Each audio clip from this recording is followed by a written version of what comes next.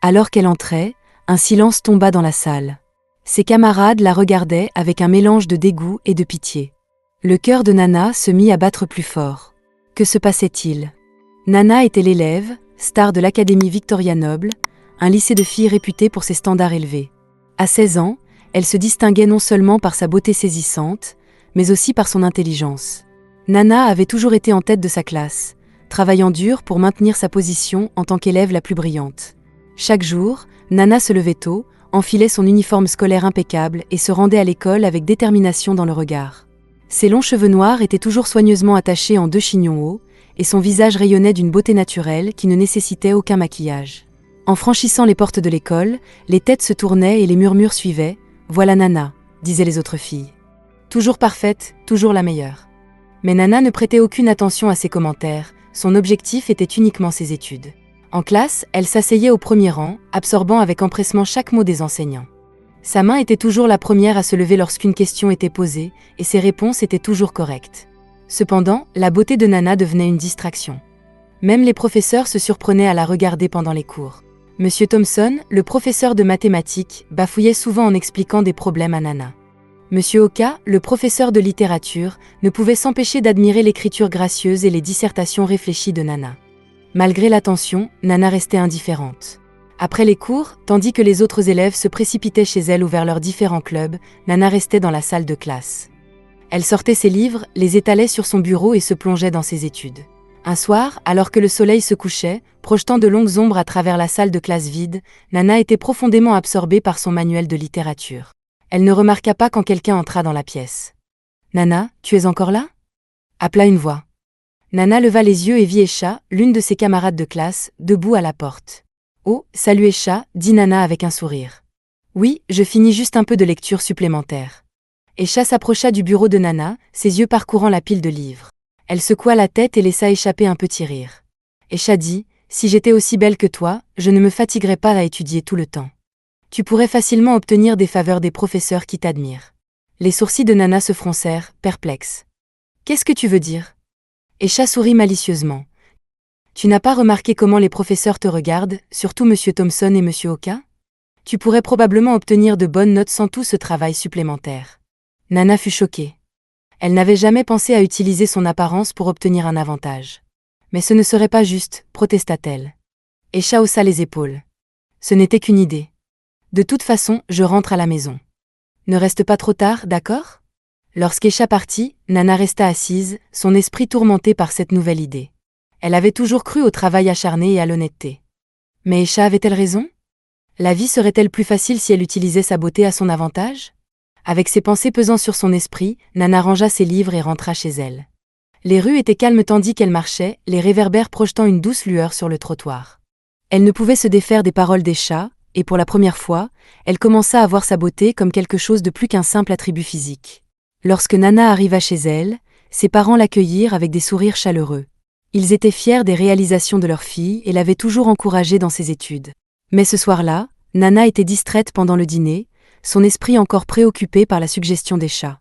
Dans sa chambre, au lieu d'ouvrir ses livres comme elle le faisait habituellement, Nana se tint devant son miroir. Elle étudia son reflet, remarquant sa peau claire, ses yeux brillants et ses traits doux. Avait-elle été aveugle à la puissance qu'elle détenait? Allongée dans son lit cette nuit-là, Nana prit une décision. Demain, elle essaierait quelque chose de différent. Elle verrait si Esha avait raison au sujet du pouvoir de sa beauté. Nana ne savait pas encore que cette décision déclencherait une série d'événements qui changeraient sa vie pour toujours. Le lendemain matin, Nana se réveilla plus tôt que d'habitude. Elle se tint devant son miroir, hésitant un moment avant de prendre son kit de maquillage, un cadeau d'anniversaire qu'elle n'avait jamais utilisé. D'une main tremblante, elle appliqua une fine couche de fond de teint, une touche de blush et un peu de gloss. Elle détacha ses cheveux, les laissant tomber en douces vagues autour de ses épaules. En entrant dans l'enceinte de l'école, Nana sentit immédiatement la différence. Plus de têtes se tournaient que d'habitude et les chuchotements semblaient plus forts. Même certains professeurs firent un double T quand la voyant passer. Dans le cours de mathématiques de Monsieur Thompson, Nana décida de mettre cette nouvelle idée à l'épreuve. Lorsque le professeur distribua un quiz surprise, Nana ressentit un moment de panique. Elle n'avait pas étudié pour cela, mais elle se souvint des paroles d'Esha. Nana leva les yeux vers lui et sourit doucement. « Monsieur Thompson, dit-elle doucement, j'espère avoir bien réussi ce contrôle. Je tiens vraiment à maintenir de bonnes notes dans votre cours. Monsieur Thompson parut déconcerté. Je suis sûr que tu as bien fait, Nana. Après tout, tu es ma meilleure élève. Le lendemain, quand Monsieur Thompson rendit les copies corrigées, Nana fut surprise de voir qu'elle avait obtenu un score parfait. Elle savait pourtant qu'elle n'avait pas répondu correctement à toutes les questions. Est-ce qu'Esha avait raison? Encouragée par cette réussite inattendue, Nana essaya la même approche avec d'autres enseignants, un sourire par-ci, un mot gentil par-là. Et soudain, elle commença à obtenir de bonnes notes pour des tests qu'elle n'avait pas préparés. Au début, cela lui parut être un soulagement. Elle pouvait enfin se reposer un peu au lieu de passer ses nuits à étudier. Mais plus les jours passaient, plus elle se reposait sur son apparence plutôt que sur son travail acharné. Elle étudiait moins, confiante qu'un sourire ou un regard suffirait à maintenir sa place de meilleure élève. Cependant, Nana ne remarqua pas immédiatement la montée de la jalousie et des ressentiments parmi ses camarades. Les filles qui l'admiraient autrefois murmuraient maintenant dans son dos, remarquant comment les professeurs la favorisaient et comment elle semblait réussir sans fournir d'efforts. Esha, celle qui avait initié cette idée, observait la situation avec un mélange de satisfaction et de jalousie. Elle avait peut-être donné à Nana une idée, mais elle ne s'attendait pas à ce que cette dernière l'applique avec autant de succès. Un après-midi, en quittant l'école, Nana surprit une conversation entre deux enseignants dans une salle de classe vide. Elle s'arrêta devant la porte pour écouter. « As-tu remarqué le comportement de Nana ces derniers temps » dit Monsieur Okafor. « Oui, c'est un changement notable » répondit Monsieur Thompson. « Elle semble utiliser son charme, et cela devient problématique. Les autres élèves commencent à se plaindre. Ils pensent que nous faisons du favoritisme. C'est une belle jeune femme mais vous avez raison, nous devons être prudents. Peut-être pourrions-nous l'attirer pendant le week-end, vous savez, la courtiser en dehors de l'école. » Le cœur de Nana battit à tout rompre alors qu'elle s'éloignait de la porte, paniquée. Pour la première fois, elle ressentit un mélange de culpabilité et de peur. Elle n'avait jamais imaginé que les professeurs remarqueraient son changement d'attitude de cette manière. Cette nuit-là, elle eut du mal à dormir, tourmentée par ses pensées. Elle se retourna et se retourna, pensant à ce qu'elle avait entendu. Les enseignants remarquaient son comportement et semblaient s'attendre à quelque chose en retour de leur faveur. Ce n'était pas ce qu'elle avait prévu en commençant cette expérience. Le lendemain, à l'école, elle se sentit mal à l'aise sous le regard de ses enseignants. Chaque sourire, chaque compliment semblait désormais chargé d'attentes non dites. Elle comprit qu'elle avait ouvert une porte qu'elle ne savait pas refermer. Après les cours, Nana chercha Esha. Elle la trouva, nonchalamment assise sous un arbre dans la cour de l'école, le regard rivé sur son téléphone. « Esha, il faut qu'on parle » dit Nana, sa voix tremblant légèrement. Esha leva les yeux, un sourire en coin. « Qu'est-ce qui se passe, beauté? Tu profites de ta nouvelle vie? Je crois que j'ai fait une erreur, répondit Nana. Les professeurs commencent à s'attendre à plus que des sourires en échange des faveurs qu'ils me font. Que veux-tu dire? Demanda Esha. Je les ai entendus parler, expliqua Nana. Ils attendent quelque chose de moi, et je ne sais pas quoi faire. C'est allé trop loin. Esha resta silencieuse un moment avant de se pencher vers elle. Écoute, Nana, tu es déjà allée aussi loin, pourquoi reculer maintenant? Si les professeurs veulent plus, donne-leur ce qu'ils veulent. C'est juste un petit peu plus loin. Pense à tous les avantages que tu as obtenus. Est-ce que tu veux abandonner tout ça? Nana se recula brusquement. Non, je ne peux pas faire ça. C'est mal. Je n'aurais jamais dû commencer. Je vais tout arrêter. Tandis que Nana s'éloignait, elle ne remarqua pas le regard sombre qui traversa le visage d'Esha. Elle ne savait pas encore que sa décision d'arrêter allait déclencher une série d'événements qui bouleverseraient sa vie. Le lendemain matin, Nana se réveilla déterminée à tout remettre en ordre. Elle attacha ses cheveux en deux queues de cheval comme d'habitude et alla à l'école sans maquillage, prête à faire face aux conséquences de ses actions et à retrouver le chemin de l'honnêteté. Mais dès qu'elle franchit les portes de l'école, elle sentit que quelque chose n'allait pas. Les élèves étaient regroupés en petits cercles, chuchotant et la pointant du doigt. Confuse et inquiète, Nana se rendit dans sa classe.